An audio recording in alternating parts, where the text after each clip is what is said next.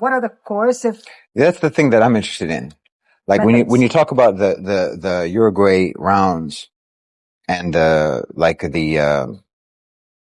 trade agreements, the free trade agreements, all of these things, and even the what do you call it? The World Trade Organization, WTO, the what's it called? International Labor Organization, ILO. All of these things, we know perfectly well that power doesn't take any of these things particularly seriously, except in terms of their the ability to coerce weaker entities, weaker states, but they don't feel themselves to be subject to any of these rules.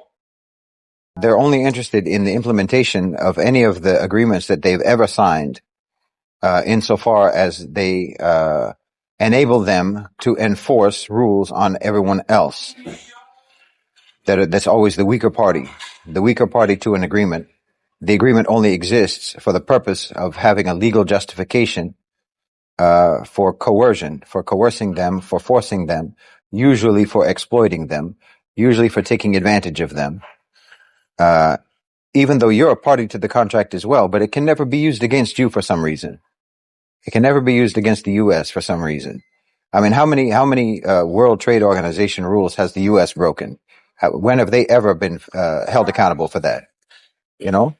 So what I'm interested in isn't the agreements, isn't even like I said, things like debt slavery. Like, for example, I've encouraged and believe it's a good idea for Muslim countries, for countries in the global south, to take advantage of bank loans, loans, assistance, aid, and whatnot, and investment, and so on, from China, because I know that China isn't in a position to enforce repayment.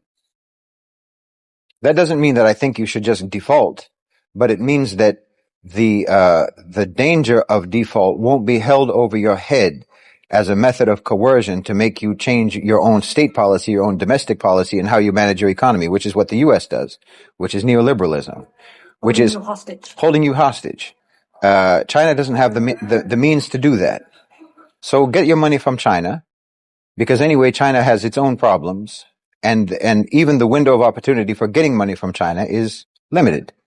They have a lot of domestic problems economically. I mean, if you look at what's going on with their property market, for example, they're having a hard time.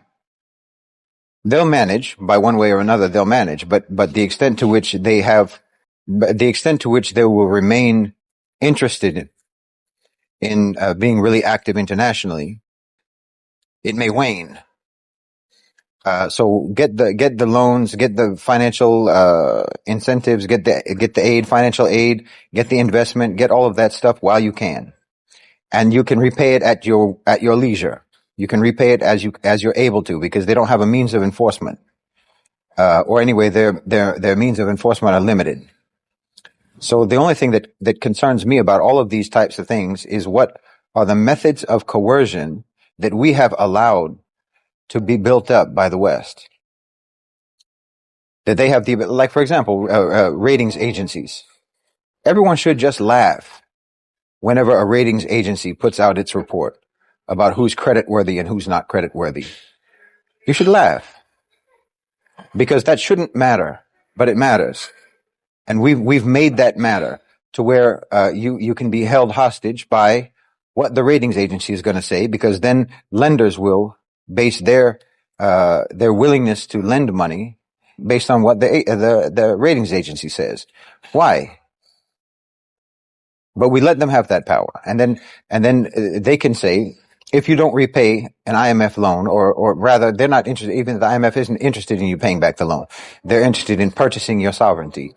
So if you don't cooperate with the selling of your own sovereignty, then they can say, well, you're not going to have a good rating anymore, a credit rating anymore, and then you're not going to be eligible for lending from any international institutions anymore. Which it means your economy is going to shut down. Any development and all of this is going to shut down. These are methods of coercion that we've allowed them to build up, that we've allowed them to have, and that are largely based on our agreement, our willingness to recognize that they're legitimate. One of the big tricks that the IMF does is making it, you have to now prioritize repaying the money that we just gave you. That now has to become the priority, which it just defeats the whole purpose of the loan in the first place. You gave us the loan because we're in some kind of a financial need, because we're facing some sort of socioeconomic crises or whatnot. So we need that money in order to be able to serve the needs of our people, to fix these problems. But now, as soon as you give us the money, we have to prioritize repaying you, which means we have to cut down on all of our spending that's supposed to help the people. How does that make any sense at all? It's predatory. It's completely predatory. But if we say, no, we're not going to do that, then they have methods of coercion available. They have methods of enforcement to force you. And we should never have, and part of that is, like I said, part of that is from our own willingness to accept the legitimacy of those means. Like, for example, the whole argument, that you have to have a certain debt to GDP ratio and you have to get that down. Why? Why? It's not a household. It's a country. They use that argument all the time, and they use that for austerity, to push austerity. That they try to compare a country to a household or to an individual.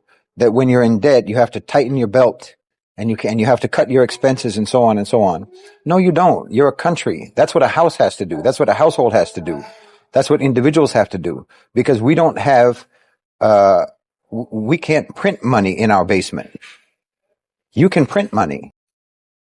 It's a false, as they say, a false equivalency to pretend that a country and a national economy functions the same way as a household budget. It doesn't.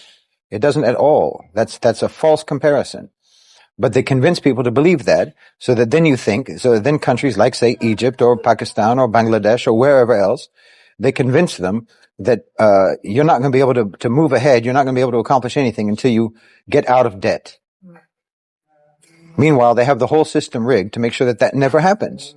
It's impossible for you to get out of debt, because also they don't want you to get out of debt. And they want you to believe that the only way for you to get out of slavery is to get out of debt, instead of just saying, my debt doesn't really matter. If you can just say, my debt doesn't really matter, then you're not going to be in debt slavery. But so you have to see, what are the methods of coercion that are available to the West that make that debt matter? What can they do to force you? And those are the things that you should focus on, not about any agreements and even about patents and so on. What is like the thing about the patents on end products, so that if you create a product by a completely different process than what they have, say, in America, say in pharmaceuticals, in medicine, say you create something that does the same thing, but you achieved that, you created that through a completely different process than Pfizer did. Mm-hmm. You're not allowed to sell it. Yeah. Because they have a patent on the final product, even if you created a completely different way. Okay, you say so, but I've decided I'm going to do that anyway. So what are you going to do? That's the only thing that you have to ask. What can they do to actually enforce that? Because at a certain point, if you disobey their rules and they don't have a way to enforce it, they'll change the rules. Right. Because there's no other way to do it.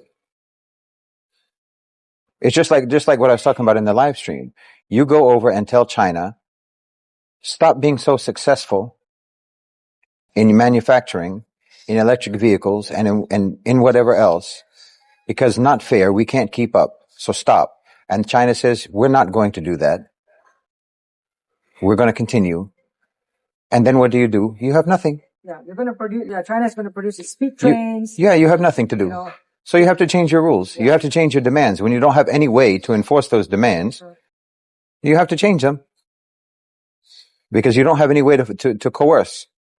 So the only thing that anyone ever has to be interested in is looking at what methods of coercion are available to the one who's making demands of you.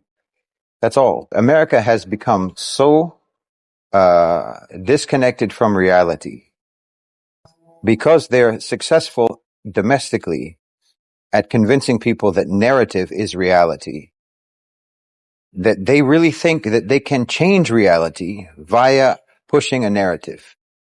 So they've been pushing the narrative for years now. Belt and Road is finished. China's over. Belt and Road is finished. You can keep telling yourself that.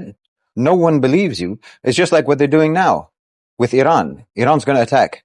Iran's going to attack. Iran's going to attack Israel. Any minute now. Any minute there's going to be a massive, unprecedented attack on the territory of Israel, on Israel proper. Iran has not said they're going to do it, but you keep saying, and you're getting so far ahead of it that now even you have the U.S. saying, we've told Israel to talk to us before they retaliate against the retaliation by Iran. That's for the retaliation. You know, you have to talk to us before you retaliate against the retaliation that hasn't happened yet, because we're just sure it's going to happen.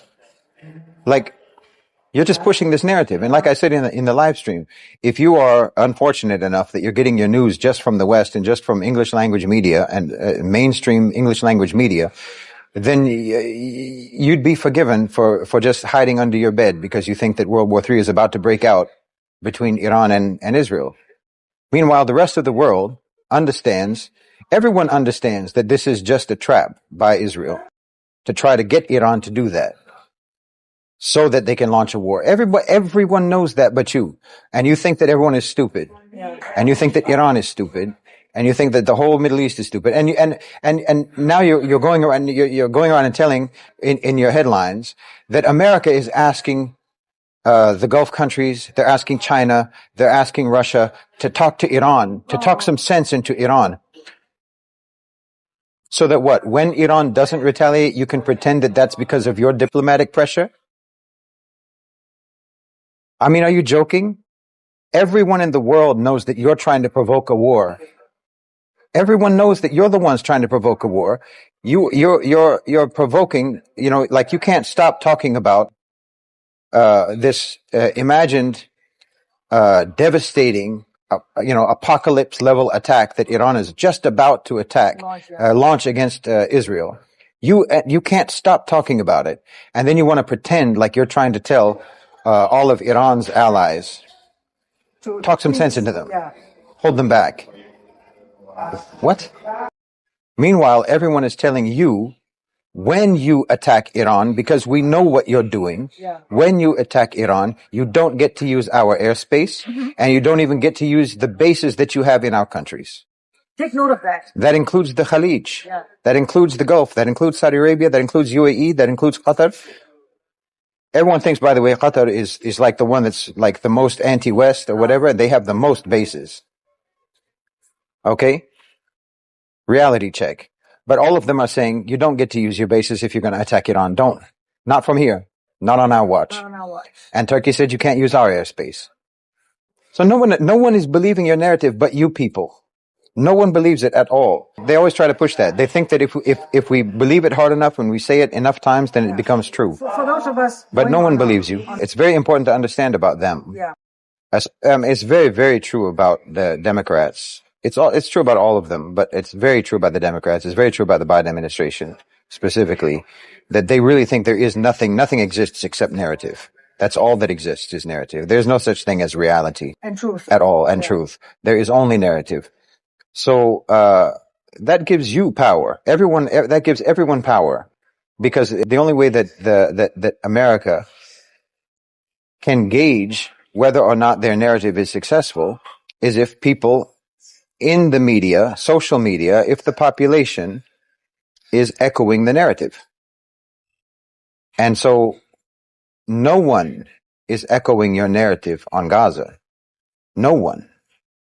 No one is echoing the American narrative on Gaza. You've lost the narrative on that one.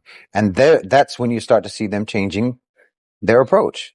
Because they don't care about reality, as I said. They just care about the success of the narrative. You've seen now that your narrative has failed. And, you know, the biggest factor in that is the extent to which it is completely contradictory to reality itself. But the other factor is that we have access to reality. You know, and not just because we live in reality, but because social media gives people access to reality. We can see what's happening in Gaza. You know, and then the only thing, then the only other thing that they have to their advantage, and this is a very dangerous thing, really, is short memory. Yeah. The population having a short memory and not knowing context. That's why I talk about that all the time. How important it is to understand the context, because otherwise you might actually believe that a strike is imminent from Iran. Yeah, You might actually believe that, but if you don't have the context, you'll know it's almost unthinkable that that's going to happen. You know, it's completely unrealistic to think that that's going to happen. And so you should be able. And it's the same thing like with this false claim about Indonesia normalizing. If you have no context, and you're generally speaking, your perception of reality is determined by Western narratives. Yeah. And innate hatred for any Muslims. Well, I mean, there's that, but even without that, Yeah. you would think you wouldn't think there's a reason for you to doubt that. Yeah. You know, if you have no context. And part of the context of that is also knowing, again, what the source of the news was in the first place. To be able to identify, well, I mean, because sometimes, you know, even in your own personal life, most people, you're able to determine the veracity of something that is being said because you know who's saying it. Yes. There's someone who's trustworthy. That's a good point. Yeah, there's someone who's trustworthy, and so you believe them because they've been proven in the past to be trustworthy and to tell the truth. But if you don't have, for example, a history of following these events and following the region, then you don't know that this source of news, so-called, is immediately dismissible. Just like you should be able to know that there are certain people, certain Muslim figures online who have spread Zionist propaganda and Zionist lies over the last 6 months. And if you followed that and also followed the debunking of the lies and the propaganda that they have been active in spreading, then you should be able to know, okay, this is not a trustworthy individual. So anything and everything that they say can be dismissed out of hand. But until you've had that experience, you might just believe them because they can sound very convincing. They can sound very informative, and they're very emotive.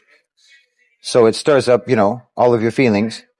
But but this is here again is the problem of the short attention span, because you might follow what they're saying and the claims that they're making and the allegations that they're making and the accusations that they're making, and then you don't follow it long enough to know that those have been debunked.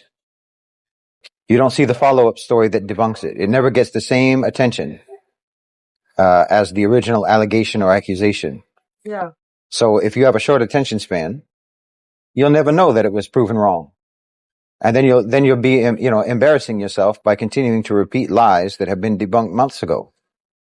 You know, and then you repeating 6-month-old lies that were debunked 6 months ago. Yeah. Now it becomes a new allegation and a whole new audience, and it has to be debunked all over again.